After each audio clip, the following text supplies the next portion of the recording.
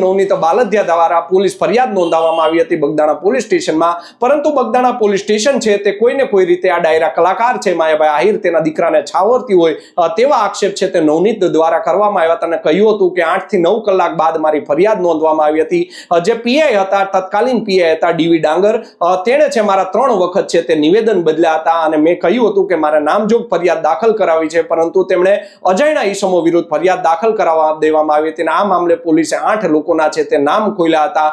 જેમાં 4 જે મુખ્ય આરોપીઓ હતા તેને 2 દિવસના રિમાન્ડ આપવામાં આવ્યા હતા અને 2 દિવસના રિમાન્ડ બાદ તમામ આરોપીઓ છે તેને જેલ ભેગા કરી દેવામાં આવ્યા હતા. આ મામલે આજે છે તે ગાંધીનગર ખાતે કોળી સમાજ છે તે મોટી સંખ્યામાં ઉમટી પડ્યો હતો,